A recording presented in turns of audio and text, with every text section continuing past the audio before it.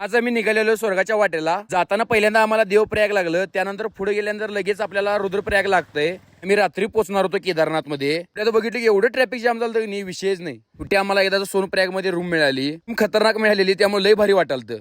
वर गेल्यानंतर पहिला एक काम करते म्हणजे जेवायचं. आणि इथली जी खीर आहे की ही लई फेमस आहे, ती पण वांड लागालती. काही 7ला म्हणजे आवरून आपण आउटफिट तयार केला. दणक्यात म्हणजे पोहे खाऊन घेतलो. आम्ही सगळेजण निघालो केदारनाथ ट्रेकला. पण प्रयाग पासून गौरीकुंड पर्यंत आम्हाला गाडीने जायचं होतं. तर पण बुमाबुम झालीच, लगेच ट्रॅफिक लागलंच.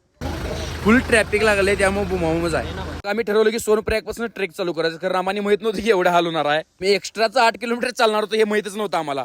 खुशी वाटाली कारण पुढे जाऊन आपण रडणार आहे. गेल्यानंतर बघितलं की इथं पण गर्दी लागली आज. पण एवढ्या थंडीमध्ये पण आपल्याला गरम वालतंय, त्यामुळे स्वेटर घेतलो आणि कमरेला बांधून घेतलो. रजिस्ट्रेशनचं चालू होतं, त्यामुळे लाईनीनं सोडालतीत. आणि कायम हे 2 खेचर असतात. इकडल्या लोकांच्यात लई ताकद आहे, सोडा चेष्टा नाही करलो. विचार करा हे डोक्याला बांधून कसं बघल तिकडे कधी खेचरच दिसालतीत. जरासं पुढे गेला कधी हे असं